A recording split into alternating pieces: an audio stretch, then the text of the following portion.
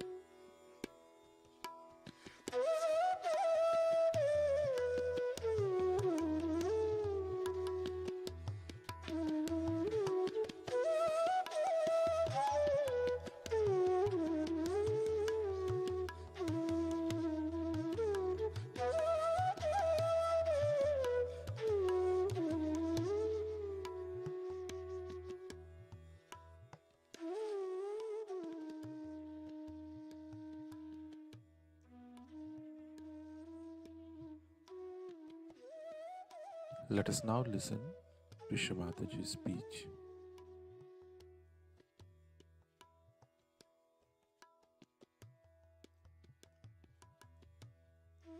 Everything in Sahaja Yoga is very scientific, is all pre-planned, I think, and is all significant. For example, today is Wednesday, and we have never had any puja on a Wednesday because I was born on Wednesday. So I was thinking if the puja starts before 12 o'clock, we'll be able to manage it because I was born at 12. So every child has to sleep after 12 o'clock. So I had to sleep. So it's so significant, you see. It's the first time we are having a puja on Wednesday. Normally I don't even travel on Wednesdays. So you can imagine that it's such a breakthrough, and I'm very happy that you all are ready for a puja and that we could break this rule also after such a long time. Because it was impossible for me to keep awake after 12. So I was trying. And I knew that you all also feeling very sleepy.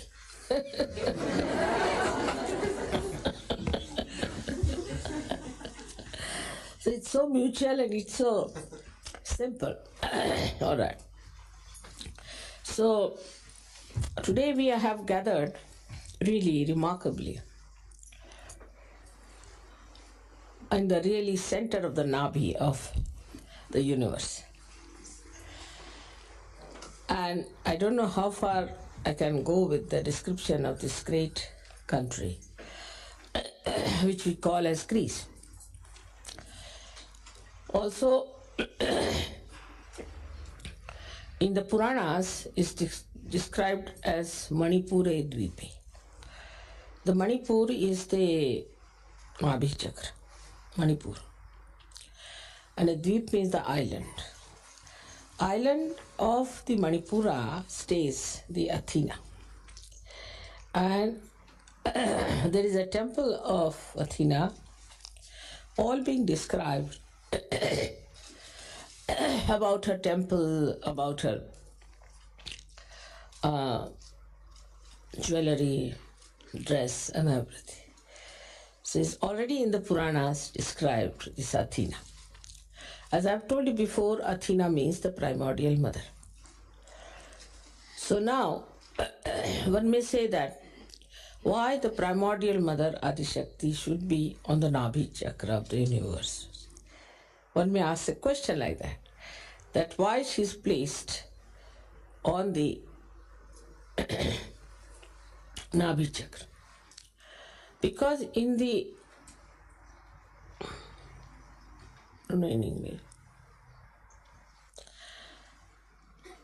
before the creation was created in the material form, where it was planned, then there was something of the, what we call is the Vishnu Loka. Is the Loka or the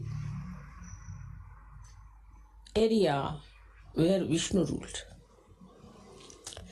And in that Vishnu Loka, it was decided that Adishakti should first come in the form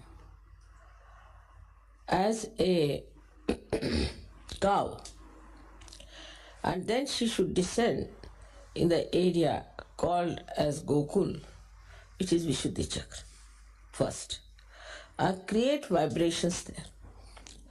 Now, in the material form, the Gokul was where Sri Krishna lived in his childhood.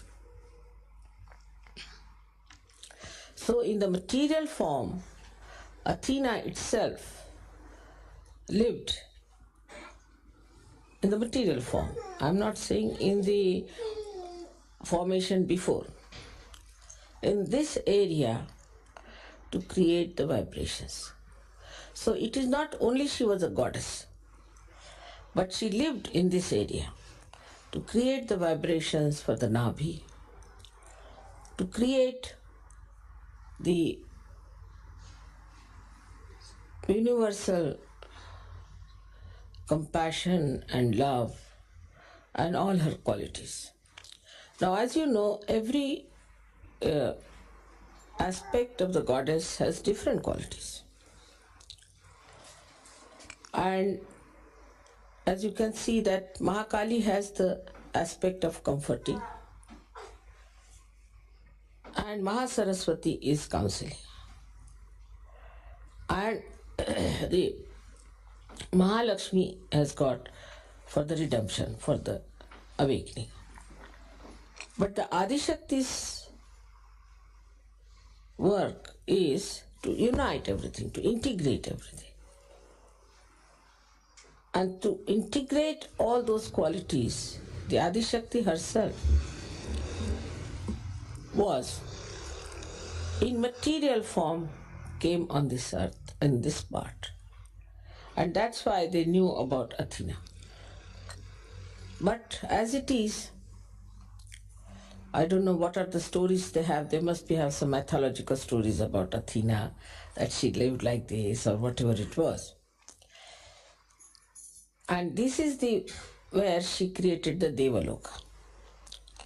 Devaloka is the area where Devas were created. Like she created Indra. You have heard the name of Indra. Then Varuna. All these Devalokas she created in this area, not in India. Devaloka was created on this side. And Ganas and all these people were created on the side of Nepal and all those places, on the left-hand side.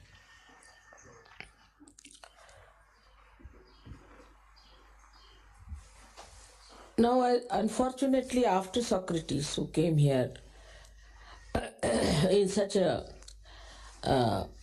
condition when people were really absolutely ignorant, in the complete darkness of ignorance, they could not understand him. They could not understand Socrates at all. And so, like any other primordial master was treated by the people who were surrounding him, he was also very much ill-treated and nobody listened to him. But of course, as you know, he was primordial master and his wisdom is well known. And he created out of him disciples, but none of them could go anywhere near his wisdom. And they started their own theories, own styles. And that's how we find the accent from the philosophy that was Socrates' aim gradually came into political and then into economic side. So the attention was moved from philosophy to economics today, not towards the philosophy which was established by Socrates. We can say Socrates was the one primordial master after Abraham and Moses, who really made it very clear-cut understanding about spirituality. Of course, Moses and Muhammad, Abraham had different problems. Like Abraham had problems of talking to people who were really very, very ignorant. And Moses had problem with people who were very indulgent people. So he had to pass laws of Shariat. Moses passed the law of Shariat. And if you read Bible I think in the first verse only, it is written about Shariat. In the Irmaya, third book of Bible, that Moses had to pass these laws, different laws, to make people follow religion precisely. So he did not argue. He did not say why you should do it. Didn't give an answer. You do it like that. Because he thought these people are so ignorant that you cannot leave it to their freedom. That you understand this, or that you see the point. He could not do that way. So he just said, all right, these are the laws, these are the things, and you have to follow. If you don't follow, then you will be killed, your hands will be cut, this will happen, that way. Because the people were of that time. Now then you see how gradually, at the time of Socrates, people had evolved. They were much better people. So he could talk to them about something of wisdom, of honesty, of righteousness, of peace, of so many things he talked. And he could talk because people were worthy of that. Otherwise, he could have said, all right, you do this, you do that, you do that. But see the difference also in the circumstances, how what has happened. In the first circumstances, when Abraham had problems, then the people were absolutely good for nothing. Absolutely good for nothing. So he didn't know what to do with them. So only you can see in the time of Abraham that his own lifestyle is, that was just a system where the family was building up and the relationships were building up, and he tried to work it on that level. Then at the time of Moses, people evolved much more. They evolved, but still very ignorant. So they evolved to this point that he did not have to talk the things that Abraham talked. So he talked to them about getting out of Egypt, taking their freedom, getting out from there, and going to a place of more tranquility. But when they did that, he found these people on the way. When he went to get the 10 Commandments, when he came back, what he finds, are you sure this is what you...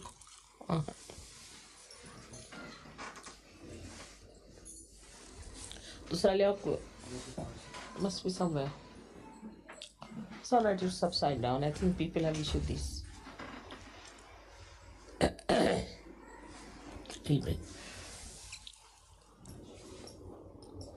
So the people who were at the time of Moses, when he had gone to get the 10 Commandments, started indulging into very, very immoral character, extremely immoral character.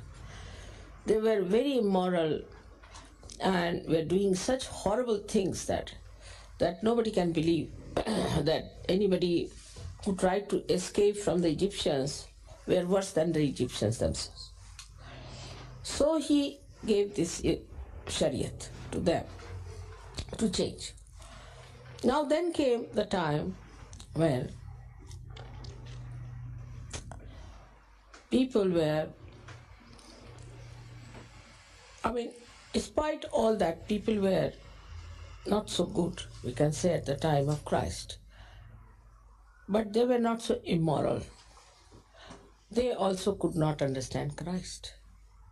So you see, despite all the human evolution, the human awareness evolving, the understanding about spirituality was very poor.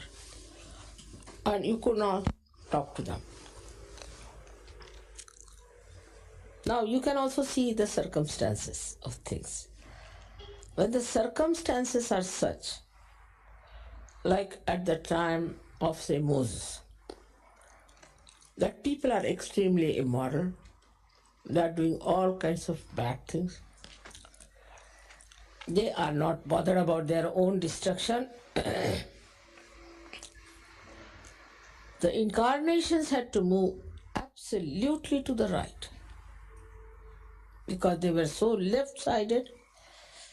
So the incarnations had to move absolutely to the right and say that if you do like this, this we'll have to do, the violence part. So they took to violence. So the circumstances made the reactions of the people. Also the awareness of human beings. So many things worked it out. Say, for example, when Athena came on this earth, her job was to create a integrated force which will have the whole Chaitanya spread like an integrated force. So that when it will be all disintegrated later on, it can integrate.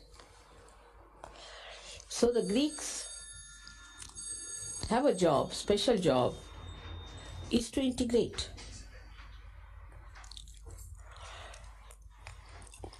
You have to integrate people which are left-sided and right-sided. And that's what I asked him, what happened to Hitler. So they said that when they saw Hitler, though Hitler respected them, they resisted Hitler. You can see the significance. How he respected the Greeks. And despite that, they resisted him because they were given this special capacity. Same thing with Greeks, they went to, except Alexander only the one, who tried to invade India. And because of a Greek nature, he receded back. You see, it's a Greek nature that they can go so far and then not. Because they have an integrating force. The same thing as I was asking him about what happened with the Turks. They had gone into Turkey, but they receded back.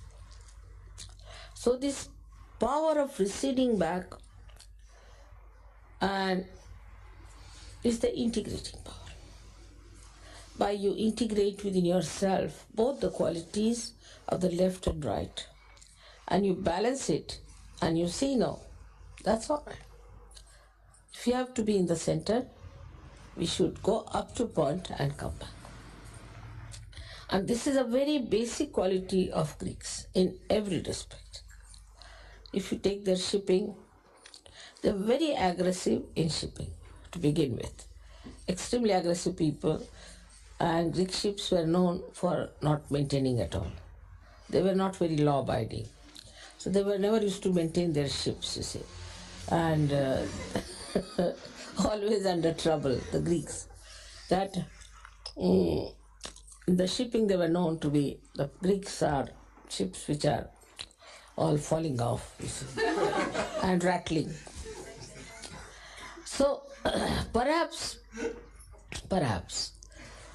they were aware that now the shipping is going to go down. So no use maintaining these ships, you see. Then when the shipping went down, you see, this is on an economic level, I'm saying, how they worked it out.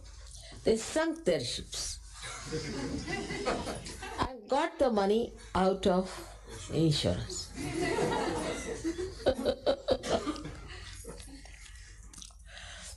That is a typical Greek style of behavior, is that they know already, it's a kind of a wisdom.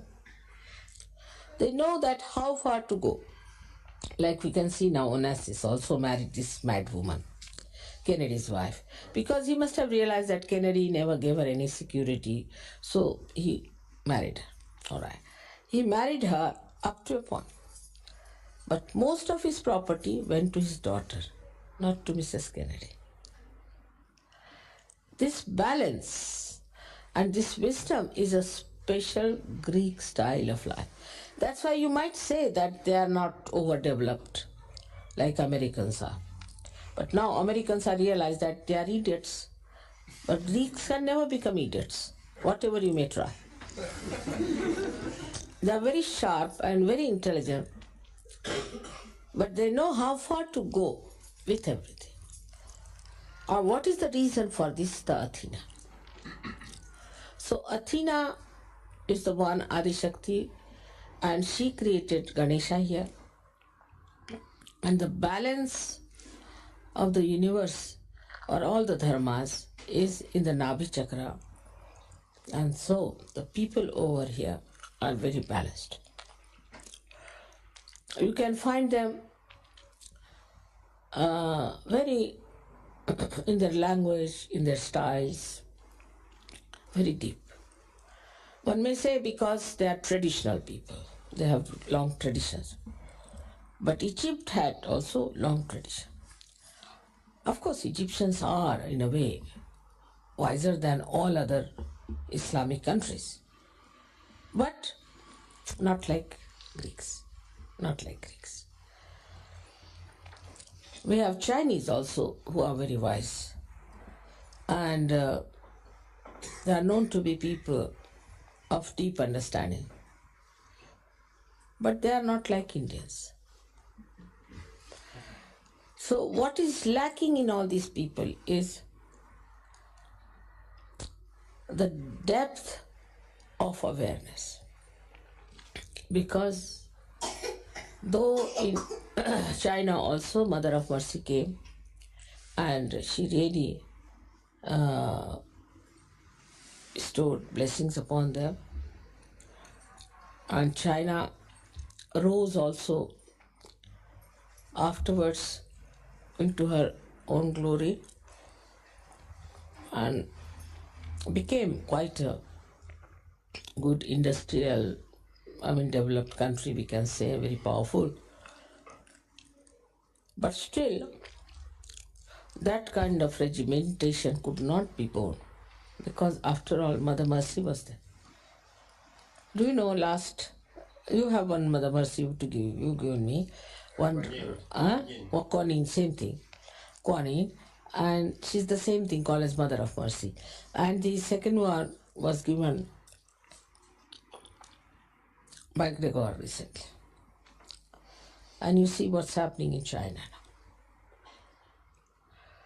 So the effects of these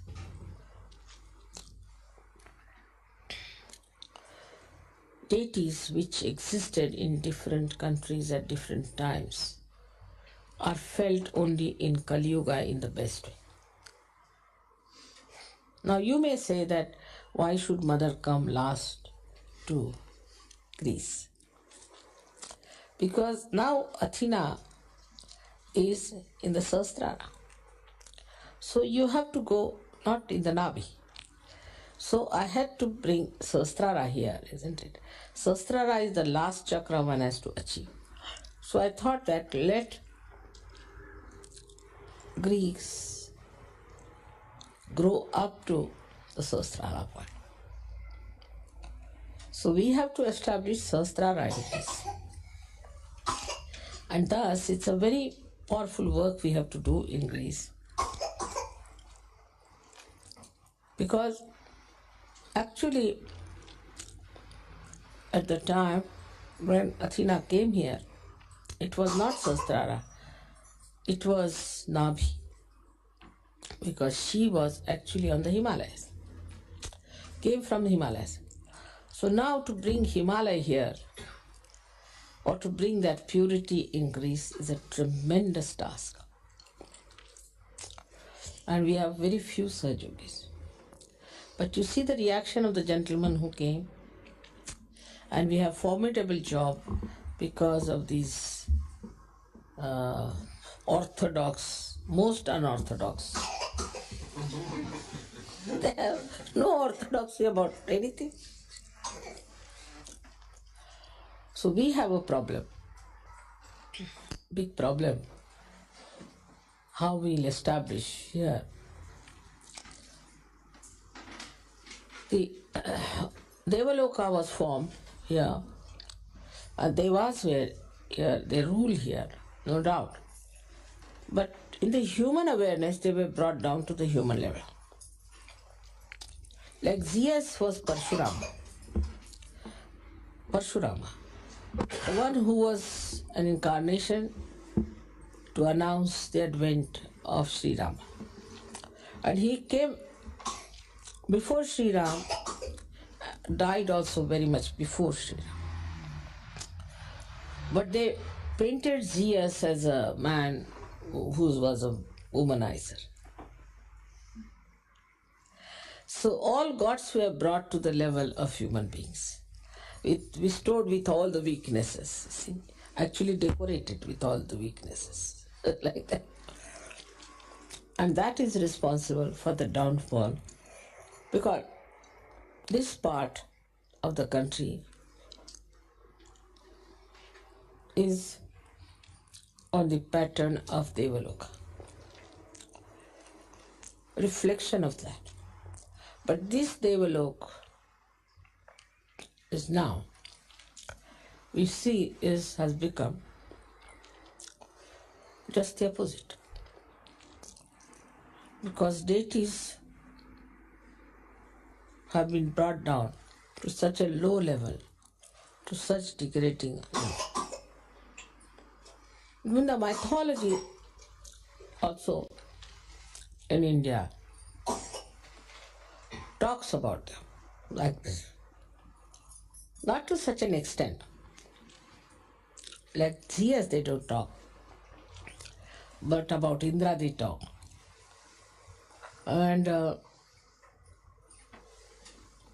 like Indra's description comes like this, that the king Hiranyakashipu's wife was living, his wife, Hiranyakashipu's wife, was a saintly lady, and Hiranyakashipu was ruling in the area of, you can say, Kandahar and Afghanistan and all these places. And from here, Indra went down and took away the wife I mean, they incarnated. The gods incarnated here.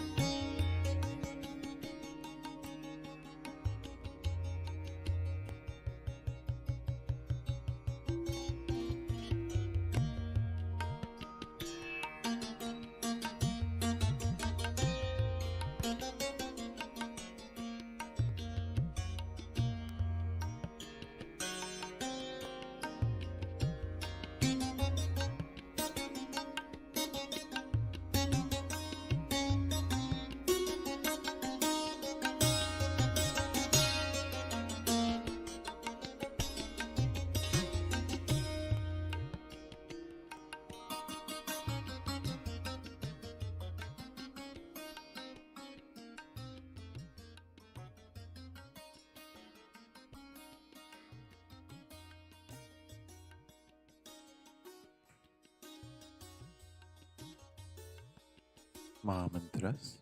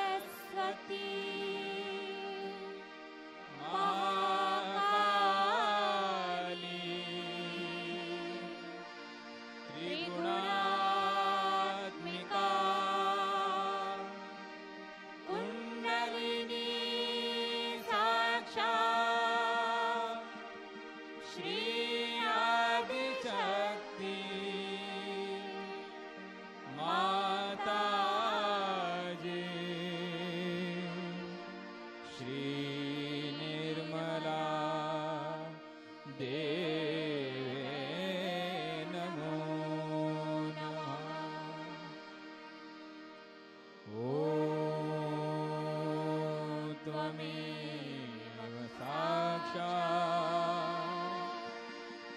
श्रीकल्की साक्षात् श्री आदिशक्ति माता जी श्री निर्मला देवे नमो नमः। ॐ त्वमेव साक्षात् श्रीकल्की साक्षात् श्री सहस्रार स्वामिनी मोक्ष प्रदायिनी माता जी श्री निर्मला देवे नमो नमः। श्री निर्मला देवे नमो नमः। श्री निर्मला देवे नमो नमः।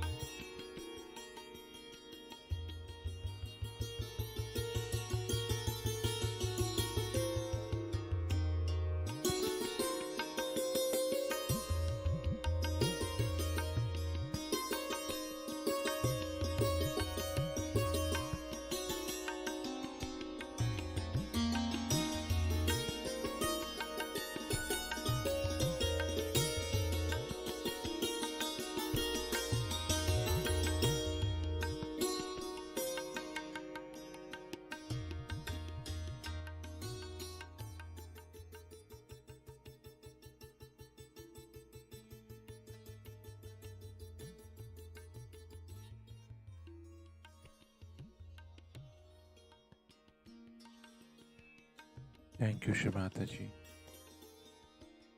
for this beautiful morning meditation. Let us all bow down to Shri Mataji, raise our Mother Kundalini, and put Bandhan.